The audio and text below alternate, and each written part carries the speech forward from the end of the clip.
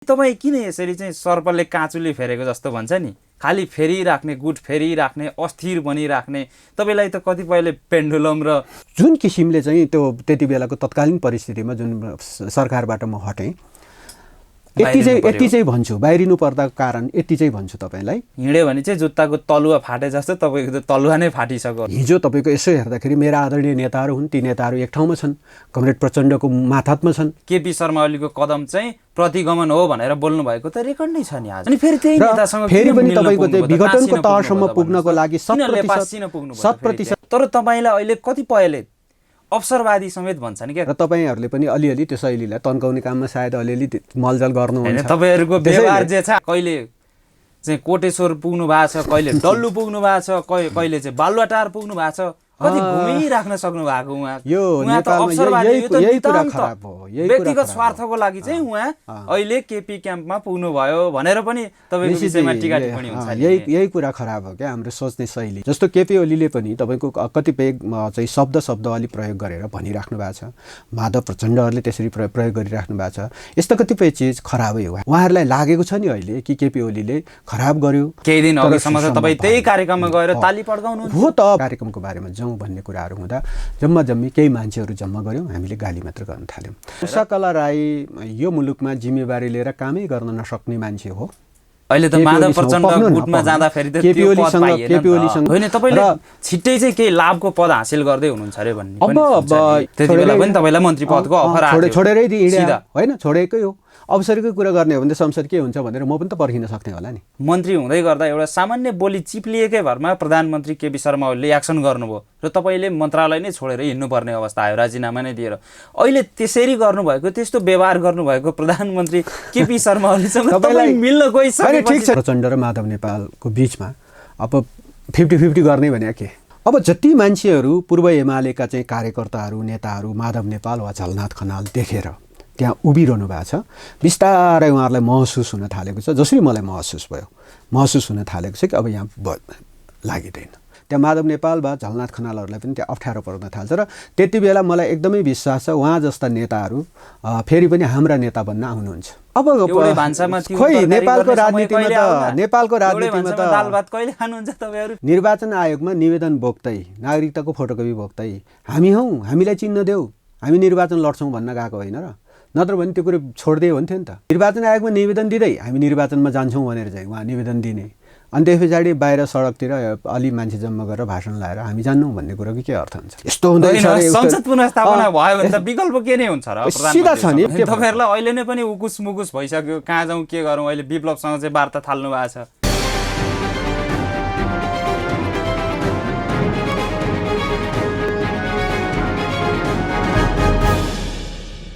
दर्शकवृन्द नमस्कार, कार्यक्रम साझा सरोकारमा तपाईँलाई स्वागत छ। दर्शकवृन्द, साझा सरोकारमा आज हामी प्रतिनिधि सभा विघटनपछि मुलुकको राजनीति तातेको छ र मुलुकमा एक किसिमको अस्थिरता पनि चाहिँ पैदा भएको छ। खास गरी लिग बाहिरै गएको छ मुलुकको राजनीति भनेर पनि टिका टिप्पणी हुन्छ। अहिले प्रतिनिधि सभा विघटन भइसकेपछि नेताहरूबीच आरोप प्रत्यारोप चलेको छ। विशेष गरी नेपाल कम्युनिस्ट पार्टी नेकपा दुई ध्रुवमा विभाजित छ। आज हामी यी र यस्तै विषयमा केन्द्रित रहेर संवाद गर्दैछौँ। हामीसँग हुनुहुन्छ नेपाल कम्युनिस्ट पार्टी नेकपा ओली समूहका केन्द्रीय सदस्य, नेता एवं पूर्व मन्त्री शेरबहादुर तामाङ। सर्वप्रथम आउनुहोस्, उहाँलाई कार्यक्रममा स्वागत गरौँ। स्वागत छ यहाँलाई साझा सरोकारमा। नमस्ते। तपाईँको एकाएक अहिले चाहिँ चर्चा भइरहेछ तपाईँको र टिका टिप्पणी पनि भइरहेको छ केही दिन यता। खास गरी तपाईँ यसभन्दा अगाडि चाहिँ केही दिन अगाडि मात्रै प्रचण्ड माधव समूहमा लाग्नु भएको थियो। एकाएक तपाईँ केपी शर्मा ओलीको क्याम्पमा आउनुभयो र त्यसपछि एक किसिमले त्यसले निकै चर्चा परिचर्चा पनि पायो। खास गरी तपाईँ किन यसरी चाहिँ सर्पले काँचुले फेरेको जस्तो भन्छ नि, खालि फेरिराख्ने, गुट फेरिराख्ने, अस्थिर बनिराख्ने, तपाईँलाई त कतिपयले पेन्डुलम भन्छन्, ढुलमुले भन्छन्, तपाईँलाई चाहिँ के लाग्छ यो तपाईँले एकाएक किन यो निर्णय गर्नुभयो? सबैभन्दा पहिला त अब हो त्यस्तो देखिन्छ होला, कसलाई लाग्छ भने जससँग विचार मिल्दैन उसले नै भन्ने हो। अब जोसँग उहाँसँगै बसिरह्यो अथवा विचार मिल्नेसँगै बसिरहँदाखेरि एकदम ठिक गर्नुभयो, तपाईँ बस्नुभयो, धन्यवाद भन्थ्यो होला। नबस्दाखेरि अब ढुलमुले भयो, पेन्डुलम भयो भन्छन् होला। अब ढुलमुल्ली पनि किन हुन्छ भन्दा विचारमा कतिपय तपाईँको चाहिँ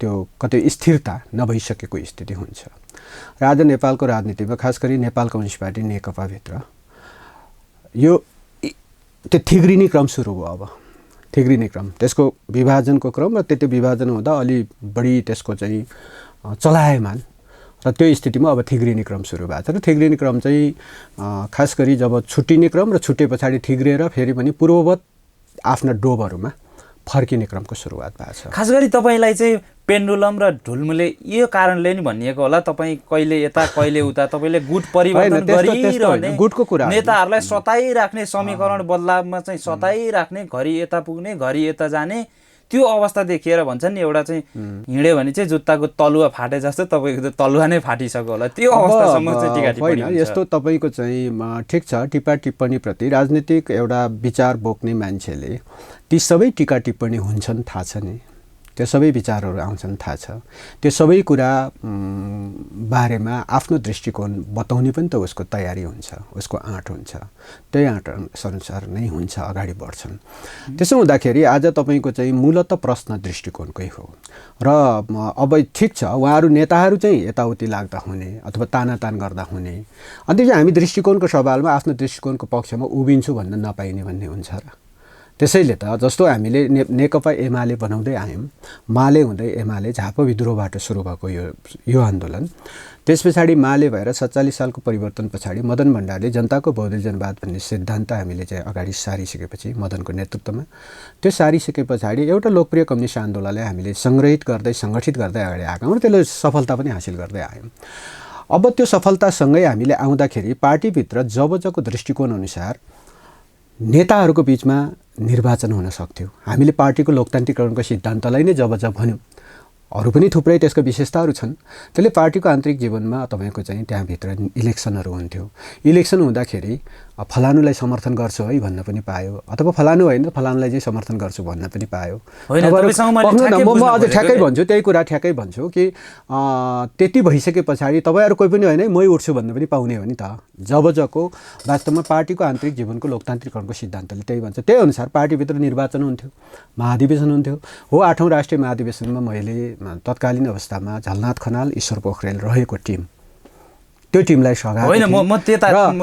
त्यसपछि पनि म आउँछु। त्यसपछि 9औं महाधिवेशनमा माधव नेपालको टिमलाई सघाउने भित्र बसेर सघाउने मध्येको एउटा पात्र मै हुँ र त्यही सम्बद्धताको कारणले मैले हिजो तपाईँको यसो हेर्दाखेरि मेरा आदरणीय नेताहरू हुन्, ती नेताहरू एक ठाउँमा छन्, कमरेड प्रचण्डको माथात्मा छन्, त्यहाँ मुनि छन्, तर पनि ती नेताहरू छन् र यही अथवा तपाईँको चाहिँ हामीले विकास गरेको लोकप्रिय कम्युनिस्ट आन्दोलन यसको दृष्टिकोणलाई र खास गरी एमाले धारलाई ती पनि सुरक्षित गर्न सकिन्छ कि भन्ने लाग्न सक्छ नि त। होइन, तपाईँ यदि प्रतिनिधि सभा विघटनपछि चाहिँ केपी शर्मा ओलीकै पथमा अघि बढ्ने हो भने त्यही लाइनमा चाहिँ आउनु होइन, त्यति बेला त तत्कालीन स्थितिमा कुरा यस्तो होइन। म तपाईँलाई त्यसरी त अस्थिरता देखियो। क्लियर गरौँ न, यो कुरालाई क्लियर गरौँ न। पहिला त तपाईँको चाहिँ त्यस्तो भएको कारणले म त्यहाँ अन्यथा ढङ्गले तपाईँको चाहिँ झलनाथ वा माधव नेपाल उभिएको ठाउँमा उभिँदा के अन्यथा भएर, किनभने मेरा आदरणीय नेताहरू हुन्। तर भलै ठिक छ, प्रतिनिधि सभा विघटनको लगत्तै खास गरी त्यति बेला पनि त पार्टी त महाधिवेशनमा पो दुई अलग भएर उठ्यौँ त। महाधिवेशनबाट एउटा फैसला भएपछि त पार्टी अध्यक्ष त अनि आफ्नो पार्टीको अध्यक्ष र आफ्नो पार्टीको प्रधानमन्त्रीले डाकेको ठाउँमा म उभिँदाखेरि के उभिनै नमिल्ने, त्यत्रो बिना हामी दूरी काटाकाट गरेछौँ, त्यत्रो बिना हामी नामै लिन नसक्ने, त्यहाँ उभिनै नसक्ने, त्यो आरोप प्रत्यारोप त उहाँहरूको तहमा भएको, हाम्रो तहमा कहाँ भएको छ र। त्यसैले अब म भन्ने शेरबहादुर तामाङ भन्ने एउटा पात्रलाई त्यो आरोप प्रत्यारोपको चाहिँ झटारोको रूपमा चाहिँ हान्ने झटारोको रूपमा किन प्रयोग गर्नु पर्यो र, किनभने हामी त सबैलाई आदरै गर्छौँ। त्यसो भएको कारणले हो उहाँहरूको बिचमा होइन, उहाँहरूको बिचमा तपाईँको चाहिँ जति असमझदारीहरू बढे ती असमझदारीलाई समझदारीपूर्ण तरिकाले मिलाएर अझै पनि एकताबद्ध हुने अवसरहरू छ, किनभने औपचारिक रूपमा त विभाजित भइसकेको छैन। त्यसैले तपाईँको यो परिस्थितिको बिचमा मूलतः हामीले विकास गरेको अघि नै मैले भनेअनुसारको एउटा धार, एउटा दृष्टिकोण, मदन भण्डारीले चाहिँ विकास गरेको एउटा सिद्धान्त दृष्टिकोण र त्यो दृष्टिकोणकोलाई चाहिँ हिजो मनमोहन अधिकारी जस्ता एउटा साधकीय नेताले नेतृत्व गरेको पार्टी र त्यो पार्टी हुँदै अन्त माधव कुमार नेपालले लामो समय नेतृत्व गरेको, त्यसपछि झलनाथ खनालले केही समय 5 वर्ष नेतृत्व गरेको, त्यस पछाडि केपी ओली अध्यक्ष हुनुभयो, उहाँले नेतृत्व गरेको पार्टी, त्यो पार्टी त छँदैछ त। त्यो पार्टी र त्यो दृष्टिकोण छ र त्यो अनुसारको मनोविज्ञान त छ। त्यो मनोविज्ञानको बिचमा त्यसलाई सङ्गठित ढङ्गले अगाडि बढ्नको लागि नेपाल कम्युनिस्ट पार्टी नेकपा नै हो, दुई अलग धारको चाहिँ अलग कार्यक्रमहरू भइरहेको छ त्यस सन्दर्भमा आज केपी ओलीले आयोजना गर्ने कार्यक्रम वा त्यो धारमा त्यसलाई सङ्गठित गरेर लाग्छु भन्दा किन यताउतिको आरोप लाग्नु पर्छ? हुन त विषय गिजोलेको जस्तो होला, यो कुरालाई अझ थप प्रश्न पारौँ, थप छिमेलौँ, पर्गेलौँ होइन। किन भन्दा तपाईँले अघि पनि भन्नुभयो, तपाईँ 8औं महाधिवेशन बुटवल महाधिवेशनमा झलनाथ खनालको समूहबाट उठ्नुभयो। त्यति बेला झलनाथ खनालको तपाईँ निकट पात्र पनि हुनुहुन्थ्यो।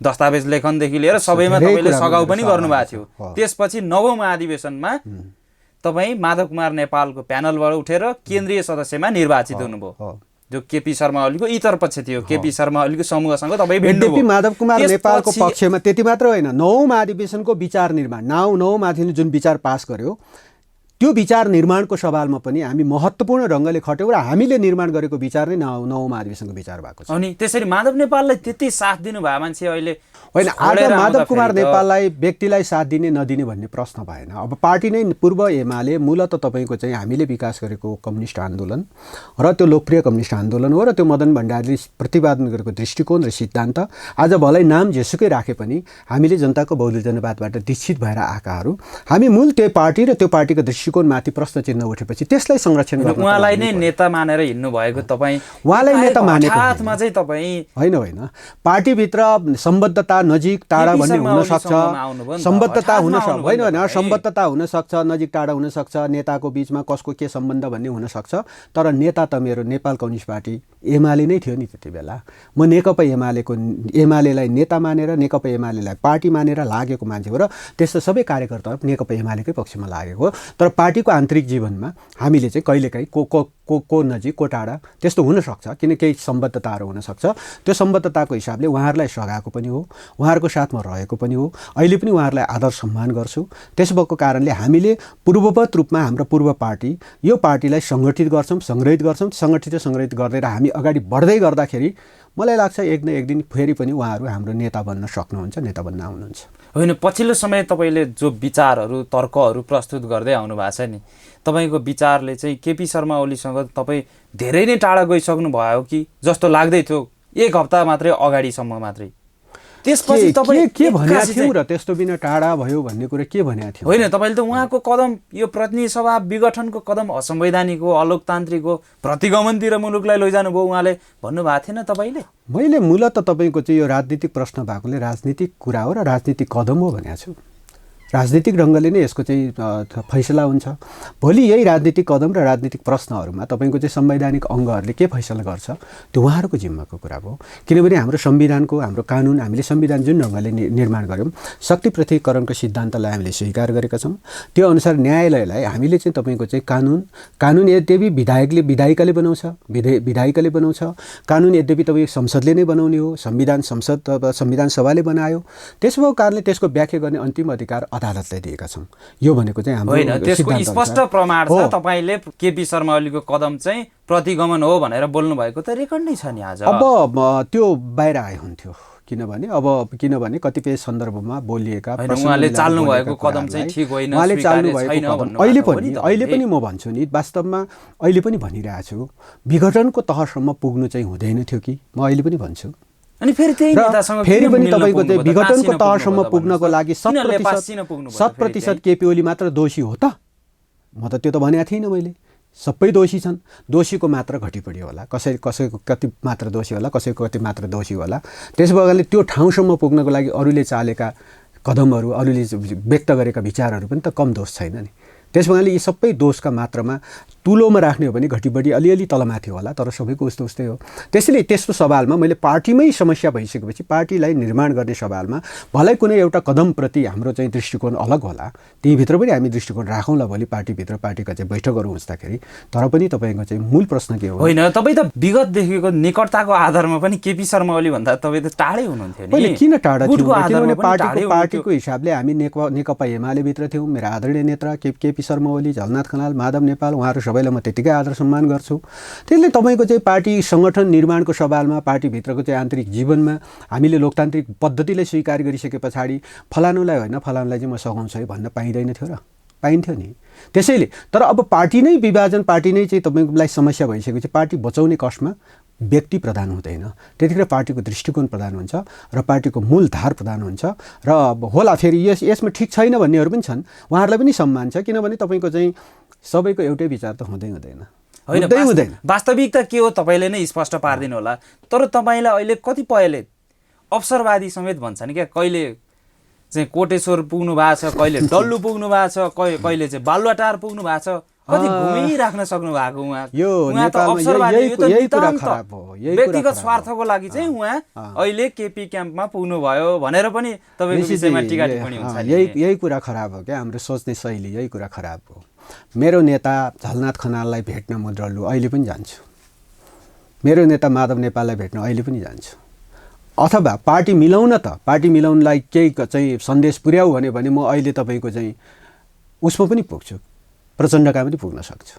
के त्यो पुग्न मिल्दैन? तर समीकरण बनाउनको लागि, गुट बनाउनको लागि भेट्न मिल्दैन। त्यसो भएको कारणले त्यो भेट्नै नमिल्ने, अनुहारै हेर्न नमिल्ने, यो शैली नै खराब हो। त्यो शैलीको कारणले पार्टी आज यो विभाजनको तहमा पुग्यौँ र तपाईँहरूले पनि अलिअलि त्यो शैलीलाई तन्काउने काममा सायद अलिअलि मलजल गर्नुहुन्छ। त्यसैले तपाईँको चाहिँ अब त्यो शैलीलाई कमसेकम ती नेताहरूले जुन ढङ्गले चाहिँ अब अहिले आज व्यक्त गरिराख्नु भएको छ विचारहरू, मैले त त्यो सबै खराब भनिरहेको छु। जस्तो केपी ओलीले पनि तपाईँको कतिपय चाहिँ शब्द अलि प्रयोग गरेर भनिराख्नु भएको छ, माधव प्रचण्डहरूले त्यसरी प्रयोग गरिराख्नु भएको छ। यस्तो कतिपय चिज खराबै हो, हामीले भन्नु हुँदैन त्यसरी, किनभने कसैलाई एउटा दृष्टिकोण लाग्न सक्छ के केपी ओलीले चालेको कदम गलत रहेछ भन्ने कसैलाई लाग्न सक्छ र कसैलाई लाग्छ केपी ओली चालेको कदम ठिक छ, सही छ भन्ने लाग्छ। उहाँलाई लाग्ने विचार हो नि, विचार त उसको विचार चाहिँ नमान्न साथ अनि त्यो चाहिँ होइन, अनि त्यस पछाडि त्यो चाहिँ यस्तो भयो त्यो उस्तो भयो भन्ने खालको दृष्टिकोण नै खराब हो। लाग्न सक्छ, म सम्मान नै गर्छु। जस्तो तपाईँको चाहिँ आज प्रचण्ड माधवले नेतृत्व गरे पङ्क्तिमा जो साथीहरू उभिनु भएको छ, उहाँहरूलाई लागेको छ नि अहिले कि केपी ओलीले खराब गर्यो होइन, असंवैधानिक कदम चाल्यो भन्ने उहाँहरूलाई लागेको होला। ठिक छ नि त, संवैधानिक कि असंवैधानिक कुरा त हामी जनताको जनमतमा टेस्ट हुन त बाँकी नै छ नि, ब्यालेटमा टेस्ट हुन त बाँकी नै छ नि। तपाईँको चाहिँ ब्यालेटबाट प्रमाणित गरौँ नि त, असंवैधानिक रहेछ भने ब्यालेटबाट प्रमाणित गरौँ, केपी ओलीले खराब कदम चालेछ भने ब्यालेटबाट प्रमाणित गरौँ। हामीले त भनेकै छौँ त निर्वाचनमा जाउँ, र निर्वाचनमा जाँदाखेरि तपाईँको चाहिँ कसले पुष्टि गर्दो रहेछ त, बहुमत जनताले चाहिँ कसलाई समर्थन गर्दो रहेछ हेरौँ नि त। यदि हामी गलत रहेछौँ भन्ने जनताले सजाय दिन्छ भने हामी त सजाय भोग्न त तयारै छौँ त। अहिले तपाईँ ठ्याक्कै केपी शर्मा ओलीसँग लाग्नुको कारण चाहिँ के हो? तपाईँसँग के त्यस्तो विचार धेरै कारण अघि मैले विचारको हिसाबले त धेरै कारण बताइसकेँ तपाईँलाई। कुन चाहिँ विचार? अर्को मूलत अर्को दोस्रो पक्ष भनेको चाहिँ खास गरी अब हामी खास गरी संविधानमा हामीले लेख्यौँ, समाजवादको कुरा लेख्यौँ। समाजवाद निर्माण र त्यसको प्राप्तिको उसमा हामीले भन्यौँ नेकपा एमाले मूलत हामीले 74 सालमा चुनाव लडिरहँदाखेरि नेकपा एमाले हुन त साझा एउटा चाहिँ हामीले घोषणापत्र तयार गऱ्यौँ र त्यसमा भन्यौँ समृद्ध नेपाल सुखी नेपाली भन्यौँ।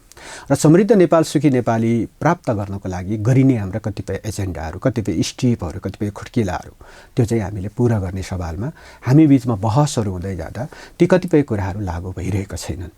खास गरी नेपाली जनतालाई समृद्ध बनाउने र नेपाल राष्ट्रलाई एउटा धनी राष्ट्र बनाउने र यो सन्दर्भमा हामीले गर्नुपर्ने कदमहरू, राजनीतिक कुरा चेन्ज गऱ्यौँ, कम्युनिस्ट पार्टीमा लाएर कम्युनिस्ट पार्टी गठन गरेर कतिपयले हामीले शान्तिपूर्ण जनक्रान्ति भन्यौँ। तर यद्यपि तपाईँको चाहिँ प्रचण्ड कमरेडहरूले चाहिँ एउटा चाहिँ हामी सशस्त्र जनयुद्ध दीर्घकालीन भन्नुभएको थियो अझ, त्यसैले दीर्घकालीन सशस्त्र जनयुद्धको माध्यमद्वारा उहाँहरू अगाडि आउनुभयो।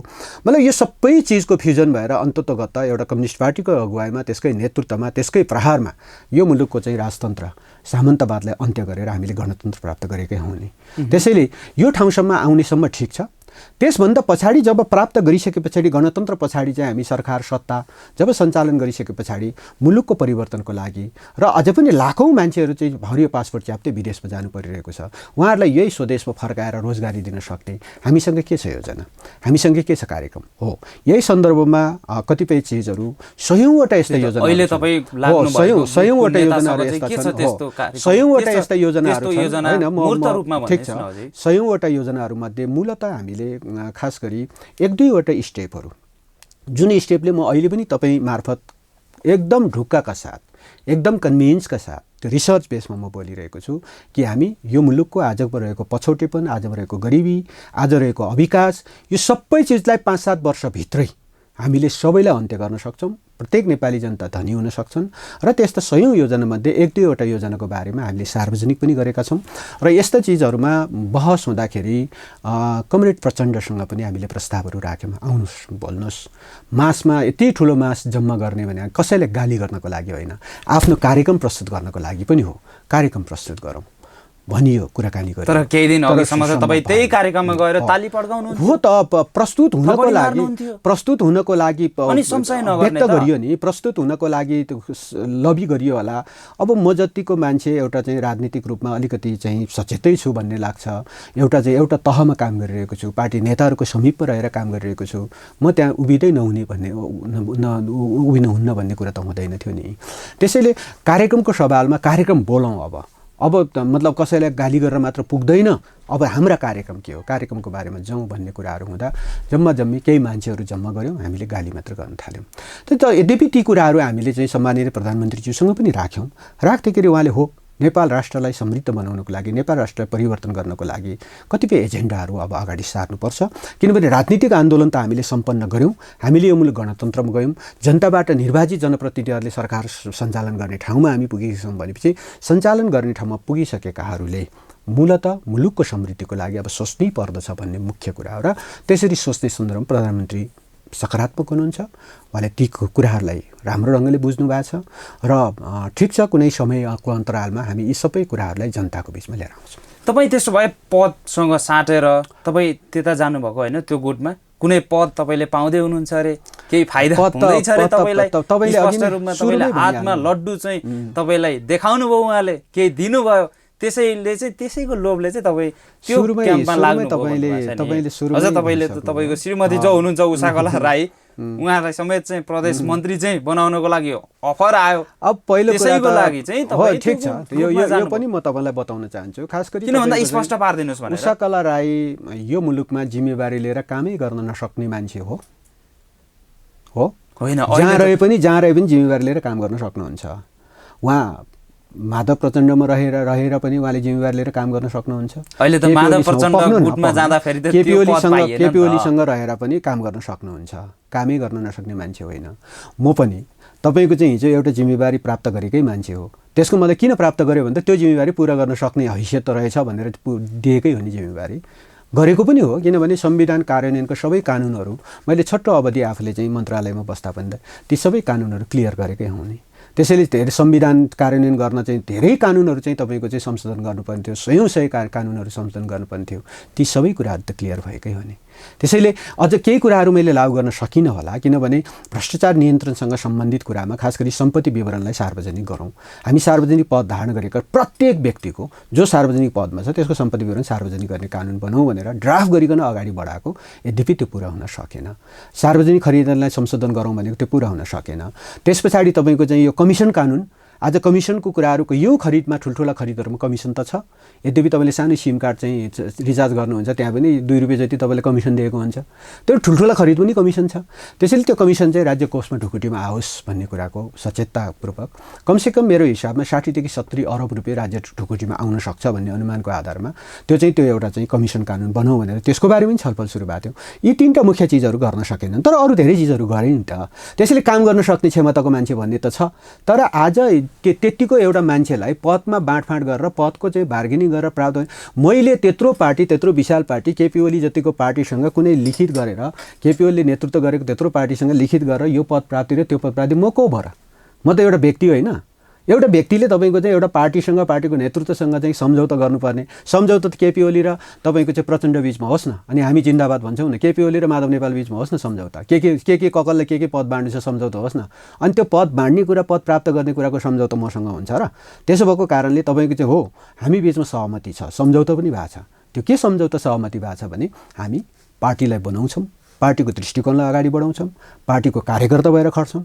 यो कुराको सहमति भएको हो नि। त्यही सहमतिको आधारमा हामी लागेको छौँ। होइन, तपाईँले छिट्टै चाहिँ केही लाभको पद हासिल गर्दै हुनुहुन्छ अरे भन्ने। अब यस्तो चिजमा मेरो सम्पूर्ण रूपमा पार्टी नेतृत्व र पार्टीप्रति मेरो पूर्ण विश्वास छ।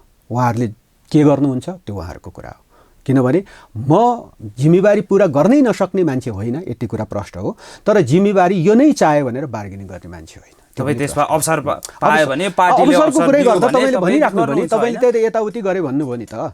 अवसरकै कुरा गर्दा अब पार्टीले अदालतले जिम्मेवारी दियो भने तपाईँ पक्नु त्यसो न, भए सरकारमा पनि पक्नुस् सहभागी न, हुनुहुन्छ। अवसरकै कुरा हामीले गर्दा अलि सिधा पक्नु बुझाउँ नि, न। म सिधा भन्नु, अवसरकै कुरा गर्दा म त अवसर छोडेर हिँडे मान्छे हो। अस्ति भर्खरै ल भनौँ न, सुरुमा तपाईँले सुरुको प्रसङ्ग कोट्याउनु भयो नि, जति बेला संसद विघटनको लगत्तैको कुरा पनि त थिए नि त, होइन? त्यति बेला पनि सायद अवसरकै कुरा थियो होला नि, होइन? अथवा तपाईँ जतिको मान्छे यतिको मान्छेले काम गर्न सक्नुहुन्छ, जिम्मेवारी लिनुहोस् भन्ने कुरा पनि त थियो होला नि। त्यति बेला पनि तपाईँलाई मन्त्री पदको अफर आएको थियो। छोडेरै हिँडे सिधा। होइन, छोडेकै हो। त्यसो भएको कारणले अझ रोजी फेरि मन्त्रालयको अर्को कुरा महत्त्वपूर्ण म मन्त्रालय पनि तपाईँलाई पाउनु बताउन चाहन्छु। अहिले पनि अवसरकै कुरा गर्ने हो भने यदि संसद के हुन्छ पर्खिने विषय छ, होइन? अवसरकै कुरा गर्ने हो भने संसद के हुन्छ भनेर म पनि त पर्खिन सक्ने होला नि, अथवा निर्वाचनले के फैसला गर्छ भनेर पर्खिने होला नि त। अनि त्यो फैसला कस्तो अनुकूल आउँछ, त्यो फैसला आएको चाहिँ कुन पार्टी अनुकूल हुन्छ त्यतैपट्टि लाग्ने निर्णय गर्ने होला नि त मैले, अवसरकै कुरा गर्ने हो भने। त्यसैले त्यस्तो अवसरको लागि होइन, मूलतः तपाईँको चाहिँ समृद्धिको इस्युमा काम गर्ने कुरामा केपी ओलीसँग मलाई सहज हुन्छ। होइन, अहिलेको अवस्थामा केपी शर्मा ओली चाहिँ शक्तिशाली देखिनु भएको छ। उहाँले गरेका निर्णयहरू चाहिँ जो कार्यान्वयनमा आएको छ, उहाँ शक्तिशाली प्रधानमन्त्री हुनुहुन्छ, त्यसैले उहाँको पछि पछि लाग्दाखेरि केही फाइदा हुन्छ यति कुरा त प्रश्न हो नि, केपी ओलीको अगुवाई र नेतृत्व, उहाँको जुन कार्यशैली छ, नेतृत्व गर्ने कार्यशैली छ, त्यो अगुवाई र नेतृत्वमा यो मुलुकको समृद्धिको इस्युमा मैले कतिपय इस्युहरू सार्वजनिक गरेको छु र ती इस्युमा उहाँसँग मेरो मत मिल्छ। उहाँले ती चिजहरूको अगुवाई गर्नुहुनेछ र त्यसो भएको कारणले अलि सहज हुन्छ, ती कार्यक्रमहरू लागू गर्नलाई सहज हुन्छ। अरू ठाउँमा बस्दाखेरि ती कार्यक्रमहरू मार्फत हुँदै जानुपर्ने स्थिति बन्दाखेरि कतिपय चिजहरू मुलुकले प्राप्त गर्ने कुरा अहिले नै प्राप्त गर्ने कतिपय कुराहरू प्राप्त नहुने खालको स्थिति बनेकै हो। विगतमा तपाईँ केही समय अघि, केही महिना अघि चाहिँ तपाईँ कानुन न्याय तथा संसदीय मामिला मन्त्री हुनुहुन्थ्यो। तपाईँ त्यति बेला मन्त्री हुँदै गर्दा एउटा सामान्य बोली चिप्लिएकै भरमा प्रधानमन्त्री केपी शर्मा ओलीले एक्सन गर्नुभयो र तपाईँले मन्त्रालय नै छोडेर हिँड्नुपर्ने अवस्था आयो, राजीनामा नै दिएर। अहिले त्यसरी गर्नुभएको, त्यस्तो व्यवहार गर्नुभएको प्रधानमन्त्री केपी शर्मा ओलीसँग तपाईँ मिल्न गइसकेपछि अलिकति संशय, यो विषयमा पनि म तपाईँलाई राख्छु। यो विषयमा म तपाईँलाई राख्छु। मूल कुरा के हो भने तपाईँको चाहिँ त्यो जुन किसिमले चाहिँ त्यो त्यति बेलाको तत्कालीन परिस्थितिमा जुन सरकारबाट म हटेँ, यति चाहिँ भन्छु, बाहिरिनु पर्दा कारण यति चाहिँ भन्छु तपाईँलाई, त्यति बेला को नेताहरूको के भूमिका रह्यो सबै नेतालाई थाहा छ, मलाई थाहा छ, को नेताहरू, ती नेताहरूलाई पनि थाहा छ। मैले यति चाहिँ भने नि त, मैले यति चाहिँ भने को नेताहरूको के भूमिका रह्यो उहाँहरू प्रत्येक व्यक्तिलाई थाहा छ, प्रत्येक नेताको भूमिका थाहा छ, अनि मलाई पनि थाहा छ। मैले यति चाहिँ भने र अब त्यति बेला कङ्क्रिट भन्दैन न, मैले यति मात्रै भने। त्यसो भएको कारणले यतिभन्दा कुरा बुझ्नुपर्छ। त्यसो भएको कारणले अब यो चिजमा मैले फेरि पनि मेरा नेताहरूलाई आदर गर्छु, सम्मान गर्छु। त्यसो भए तत्कालीन अवस्थामा तपाईँ सरकारबाट व्यक्तिगत रूपमा मैले कुनै व्यक्तिगत नेताहरूलाई मैले आदर सम्मान गर्छु। उहाँहरू केपी शर्मा ओलीको दबाब र इन्ट्रेस्टमा तपाईँ बाहिरिनु भएको होइन। आदरणीय नेताहरू हुन्, आदरणीय नेताहरूलाई अझै पनि म मान सम्मान आदर गर्छु, यति हो। होइन, अब अहिले चाहिँ खास गरी नेपाल कम्युनिस्ट पार्टी नेकपा विभाजित भएको छ। अब वैधानिक रूपमा, कानुनी रूपमा फुटिसकेको छैन। अब व्यावहारिक रूपमा चाहिँ अहिले दुई ध्रुवमा विभाजित भइसकेको छ। अब अहिले चाहिँ प्रचण्ड र माधव कुमार नेपाल, झलनाथ खनाल लगायतका नेताहरू उहाँहरू अर्कै छुट्टै खेमामा हुनुहुन्छ र तपाईँहरू अर्को खेमामा हुनुहुन्छ। तपाईँ त खास गरी पछिल्लो समयमा आउनुभयो। अब माधव कुमार नेपाल, झलनाथ खनाल र उहाँहरू त उतापट्टि लागिसक्नु भयो, होइन? अब उहाँहरू चाहिँ तपाईँसँग फर्किनुहुन्छ है हुन्न? म चाहिँ होइन, मैले एउटा मनोविज्ञान पढेको छु, म बुझ्छु राजनीति सही गरी मनोविज्ञान हो राजनीति भनेको पनि। देशव्यापी अब कार्यकर्ताहरू जो आन्दोलनमा गइरहनु भएको छ पूर्व एमाले धारका, फेरि पनि त्यहाँ अब प्रचण्ड र माधव नेपालको बिचमा अब 50-50 गर्ने भने के, त्यो भने चाहिँ पूर्व एमालेको त्यही हो नि। अनि जिल्ला अध्यक्षहरू यसरी बनाउने भनेर भन्या के, पार्टी त अझै एकीकरण भएर हिँड्छ, होइन? फेरि पनि त्यहाँ माधव नेपाल पूर्व एमाले धार अनि प्रचण्ड पूर्व माओवादी धार त जीवितै छ त्यहाँ। तर अब केपी ओलीसँग के छ, पूर्व एमाले धार छ। त्यसमा चाहिँ तपाईँको चाहिँ मूलतः हिजो माओवादीमा पनि राम्रो असल जो काम गरिरहेका मान्छेहरू फेरि क्रमैसँग यी प्रवेश गर्ने क्रम सुरु भएको छ। त्यसैले तपाईँको चाहिँ यस्तो परिस्थितिको बिचमा हामी छौँ, होइन? र त्यसैले म त्यहाँ के देख्छु भने अब जति मान्छेहरू पूर्व एमालेका चाहिँ कार्यकर्ताहरू, नेताहरू माधव नेपाल वा झलनाथ खनाल देखेर त्यहाँ उभिरहनु भएको छ। बिस्तारै उहाँहरूलाई महसुस हुन थालेको छ, जसरी मलाई महसुस भयो, महसुस हुन थालेको छ कि अब यहाँ लागिँदैन, यहाँ हुँदैन, ओली क्याम्पतिर लाग्दा त्यहाँ हुँदैन, प्रचण्डलाई नेता मान्न सकिँदैन, त्यहाँ लाग्न सकिँदैन भन्ने आम तलको कार्यकर्ता र मतदातासम्म त्यो खालको एउटा मनोविज्ञान छ। जति बेला मैले पूर्व माओवादी प्रष्ट रूपमा छुटिन्छ र आफ्नो किताबमा अब त्यस्तो हुँदाखेरि क्रमैसँग त्यो चाहिँ अब ध्रुवीकरण हुने क्रम सुरु भएको छ र त्यो ध्रुवीकरणले कहाँ पुर्याउँछ भन्दा तपाईँले भनि नै हाल्नुभयो, पूर्व एमाले धार मूलतः त्यसको मुख्य धार सबै त्यसमा समेटिन्छन्, केही बाँकी रहन्छ। अब माधव नेपाल, झलनाथ जस्ता कमरेडहरू पनि त यहाँ छौँ नि भनेर चाहिँ त्यहाँ केही साथीहरू अड्किन सक्नुहुन्छ र केही साथीहरू प्रचण्डपट्टिका पनि केपी ओलीसँग आउन सक्नुहुन्छ। तर मूल कुरा चाहिँ मूलधार पूर्व माओवादीको धार प्रचण्डको मातहतमै जान्छ, पूर्व एमालेको धार केपी ओलीकै मातहतमा आउँछ, केपी ओलीकै अन्डरमा। त्यसो हुँदाखेरि के हुन्छ भन्दाखेरि त्यहाँ त अब सुरु हुन्छ, किनभने आज 50-50% भने पनि तपाईँको त कोही रहेन त, सबै हिँड्न थाल्नुभयो त भने पछाडि त्यहाँ माधव नेपाल वा झलनाथ खनालहरूलाई पनि त्यहाँ अप्ठ्यारो पर्न थाल्छ। र त्यति बेला मलाई एकदमै विश्वास छ उहाँ जस्ता नेताहरू फेरि पनि हाम्रा नेता बन्न आउनुहुन्छ, केही समय पर्खिनु, फेरि पनि सम्भावना छ, एउटै भान्सामा खाना खाने एकदम उहाँ जस्ता नेताहरूलाई हामीले फेरि पनि नेता, अहिले पनि नेता मान्छौँ, तर पार्टीगत रूपमा पनि नेता मान्ने, नेता त राष्ट्रको नेतै हो। कति समयपछि चाहिँ त्यो कुर्नु पर्ला? अब खोइ नेपालको राजनीतिमा त दाल भात कहिले खानुहुन्छ तपाईहरु? फेरि 6 महिनामै परिवर्तन हुने चलन छ नेपालको राजनीति त, 6 महिनामै परिवर्तन हुन्छ।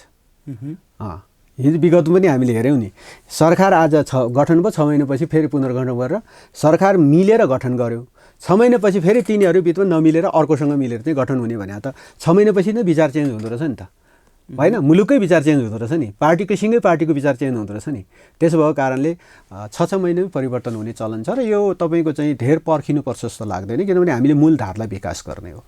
त्यसो भए उहाँको विचार पनि छिट्टै चेन्ज हुन्छ र तपाईँहरूतिर आउनुहुन्छ? उहाँहरू हाम्रो नेता हो, आदरणीय नेता हो, फेरि पनि हामीलाई नेतृत्व गर्न उहाँहरू चाहिँ आउनुहुन्छ। अब यो प्रतिनिधि सभा विघटनको पनि कुरा गरौँ। उत्तरार्धमा प्रतिनिधि सभा विघटन भइसक्यो, प्रधानमन्त्रीज्यूले विघटन गर्नुभएको छ, तर यसको चाहिँ अदालतमा संवैधानिक परीक्षण पनि भइरहेको छ र बहस, दुवै पक्षको बहस पनि सकिसक्यो, अब यसको अन्तिम फैसला आउनु बाँकी छ। अब प्रतिनिधि सभा विघटन चाहिँ सदर या बदर के हुन्छ जस्तो लाग्छ तपाईँलाई? अब यो त अदालतकै जिम्मा हो, मैले सुरुमै भने यो राजनीतिक कदम हो।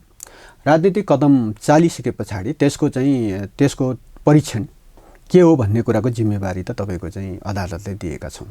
त्यसैले अदालतले अब जुन फैसला आउँछ अब हामी तयार छौँ। संसद पुनर्स्थापनाको सम्भावना छ कि छैन? अब मैले त्यस्तो धेरै सम्भावना त देखिरहेको छैन, तर नेपालको चाहिँ अब राजनीति हो, होइन? त्यसो भएको कारणले अब त्यो जुनसुकै फैसला आए पनि हामी चाहिँ तयार छौँ। त्यसैले राजनीतिक कदमको फैसला गर्ने जिम्मेवारी यसो गरिस् भने, यसो उसो गरिस् भने भन्ने हामी भन्दैनौँ र अब त्यो अदालतलाई नै हामीले त्यसको चाहिँ फैसला गर्ने, त्यसको व्याख्या गर्ने राइट दिएको कारणले अदालतले व्याख्या गर्छ। संसद विघटन यदि सदर भयो भने तपाईँहरूले निर्वाचनको मिति वैशाख 17 र 27 गते तोक्नु भएको छ। तपाईँहरूले भन्दा नि अझ सरकारले तोकेको छ र वैशाख 17 र 27 गते निर्वाचन हुन्छ। यो नगर्ने निर्वाचन किन घोषणा गरेको? यो त किन तपाईँको सरकारको तयारी र तपाईँको चाहिँ निर्वाचन आयोगको सबै तयारी पुरा हुँदैछ, अगाडि बढिरहेको छ।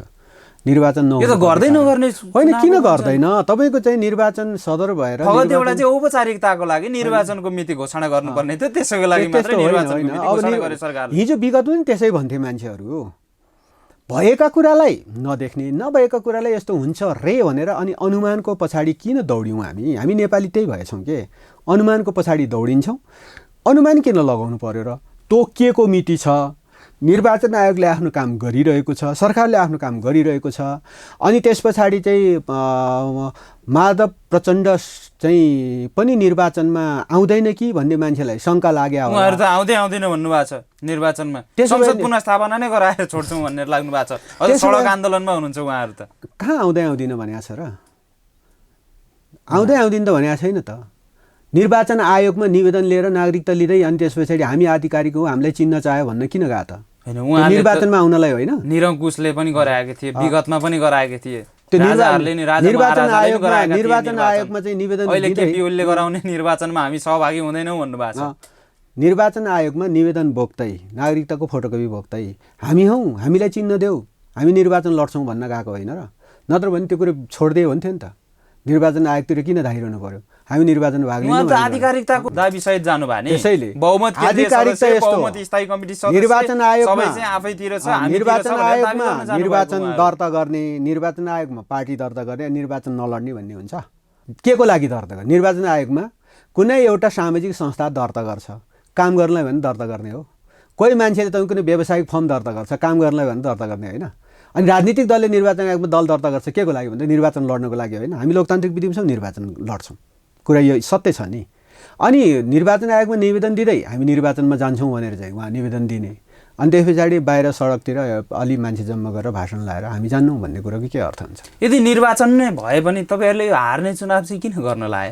कहाँ हार्छ? सरकारले यो हार्ने चुनाव जानी हार्छु भन्ने थाहा पाइ किन चुनाव गर्न लाए? 100 होइन, अहिले त प्रश्न छ नि तपाईँलाई भनौँ, 100वटा भन्दा बढी पार्टी निर्वाचन आयोगमा दर्ता छ।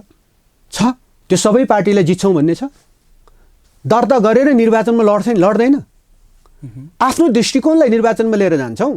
दृष्टिकोण जनताले मन परायो जित्छौँ, मन पराएन भने हार्न पनि त तयार हुँदैन। निर्वाचनको दुईटै परिणाम त नि, के जित हुन्छ के हार हुन्छ, यति दुईटा परिणाम होइन। तपाईँहरूसँग अब चुनावमा जाने एजेन्डा नै छैन, के चाहिँ एजेन्डा लिएर चुनावमा जानु? फुल फेज रूपमा नेपाली जनतालाई धनी समृद्ध बनाउने एजेन्डा हामीसँग छ र नेपाली जनतालाई वास्तवमा हामी चाहिँ जे होस् हामीले पूर्ण विश्वासका साथ जनतालाई कन्भिन्स गरेरै ती ठाउँहरूमा ती हामी चुनावी माहौलहरूमा जान्छौँ र जनताले हामीलाई स्वीकार गर्नेछ। पछिल्लो समयमा चाहिँ के पनि टीका टिप्पणी हुन्छ भने अब अदालतले चाहिँ संसद पुनर्स्थापना गरिदिँदैछ र संसद पुनर्स्थापना भएपछि हामी त पत्ता साफै हुन्छौँ, हाम्रो निर्णय चाहिँ अदालतले बदर गरिदिएपछि त हामी जनतामा पनि जान पनि सक्दैनौँ। त्यसैले सङ्कटकाल घोषणा गर्ने, राष्ट्रपति शासन लागू गर्ने सम्मका कुराहरू होइन। त्यो अनुमानको कुरा नगरौँ न, अनुमानको कुरा नगरौँ। पुनर्स्थापना भए के हुन्छ? केपी ओलीको दल बन्छ, केपी ओलीले चाहिँ नेतृत्व गरेको नेपाल कम्युनिस्ट पार्टी नेकपा बन्छ, केपी ओलीले चाहिँ आफ्नो पार्टी बनाउँछ, संसदीय दलभित्र केपी ओलीको संसदीय दल गठन हुन्छ। पछिल्लो समय जो प्रकारको घटना परिघटना देखिएको छ नि, एकाएक चाहिँ प्रधान न्यायाधीश र प्रधान सेनापति बीच भेटवार्ता पनि भयो, त्यसलाई पनि अर्थपूर्ण रूपमा हेरेका छन्। सुरक्षा परिषदको बैठक पनि बस्यो एकाएक। अब त्यसको पूर्वाभ्यासको लागि हो कि भनेर पनि शङ्का गर्न त सक्यो नि, शङ्काको सुविधा त। सबै चिजहरूको सामान्य ढङ्गले एकाएक चाहिँ मध्यरातमा भक्तरबन्द गाडीहरू कुदे नेपाली सेनाको, त्यो सबैले अब यस्तो त देखिन्छ कि हाम्रा एकचोटि त्यो सेनाले प्रयोग गर्ने एब्रो विमान, त्यसको चाहिँ खण्डहर भएको एब्रो विमानलाई कतै म्युजियममा राख्नको लागि चाहिँ सडकबाट तान्दै ल्याउँदाखेरि इन्डियन मिडियाहरूले एकदम चाहिँ नेपालको सडकमा एकदम फाइटर प्लेन चाहिँ अब गुडिरहेको छ भनेर त्यसरी समाचार दिएको छ होइन।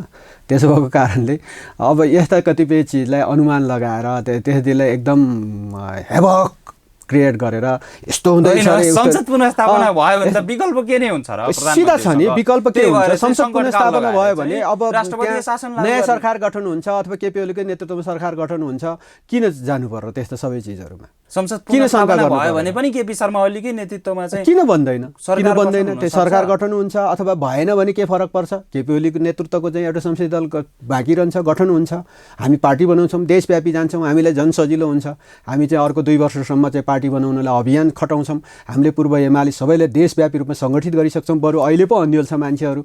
अब हामी त त्यो अवधि बिचमा त हामी त मजाले पार्टी बनाउँछौँ, पार्टी सङ्गठन बनाउँछौँ। अर्को पटक अब फेरि पनि उही पूर्ववत रूपमा नेकपा एमालेलाई एउटा चाहिँ बहुमत प्राप्त पार्टीको रूपमा उभ्याउँछौँ नि हामी। तपाईँहरूलाई अहिले नै पनि उकुस मुकुस भइसक्यो, कहाँ जाउँ के गरौँ? अहिले विप्लवसँग चाहिँ वार्ता थाल्नु भएको छ, सरकारले प्रतिबन्ध लगाएको थियो, उहाँसँग हामीले होइन, पार्टीले होइन, त्यो सरकारले हो, राज्यले गर्नुपर्छ त्यो कुरा।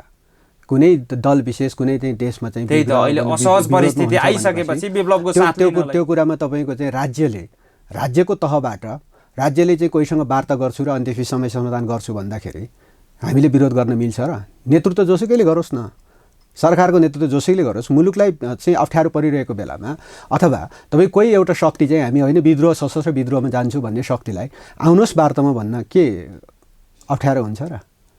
कसैले अप्ठ्यारो, कुनै एउटा पार्टीलाई अप्ठ्यारो भयो भनेर मुलुकले अप्ठ्यारो बेहोर्नु पर्छ र? मुलुक जब अप्ठ्यारो बेहोर्ने ठाउँबाट चाहिँ मुक्त गराउँछु भनेर सरकारले गठन गर्छ भने अर्को कुनै पार्टीलाई अप्ठ्यारो महसुस हुनुपर्छ र? अब सरकार र विप्लव बिच चाहिँ वार्ता हुन्छ? अब आह्वान गर्नुभएको छ र आह्वानमा विप्लवले पनि सकारात्मक ढङ्गले लिनुभएको छ। त्यसो भएको हुनाले यो वार्ता र फेरि पनि उहाँहरू पनि शान्ति प्रक्रियामा आउने कुरामा म विश्वस्त। यसलाई चाहिँ धेरैले चाहिँ प्रचण्ड माधव समूहलाई चाहिँ सशङ्कित बनाउनको लागि मुलुकलाई मुलुक वार्ता विखण्डन थाल्नुभयो। विद्रोहमा नजाओस् भनेर वार्ता हुने भन्ने कुरामा कुनै एउटा अर्को समूह विशेषलाई कुनै एउटा दल विशेष किन सशङ्कित हुनुपर्ने? शान्ति प्रक्रियामा आउने हिजो माओवादी 10 वर्षीय माओवादी द्वन्द्वलाई पुरा तयार गर्ने भनेर आउँदाखेरि त्यति बेला सबै राजनीतिक दलहरू 7 राजनीतिक दलहरू सबै एक ठाउँमा उभिए नि त। कुरा त त्यही हो नि, सबै उभिउँ न। मुलुकलाई तपाईँ विग्रह द्वन्द्व विद्रोहबाट चाहिँ मुक्त गर्नको लागि सबै राजनीतिक दल एक ठाउँमा उभिँदा के हुन्छ, मलाई पो सिद्ध्याउनलाई प्रयोग गर्न लाग्यो भन्ने ढङ्गले त्यसरी सोच्न थाल्यो भने भोलि कोही अगाडि बढ्दैनन्। हस्, यहाँको महत्त्वपूर्ण समय, संवाद र विचारका लागि हार्दिक धन्यवाद। धन्यवाद। हस्, नमस्कार।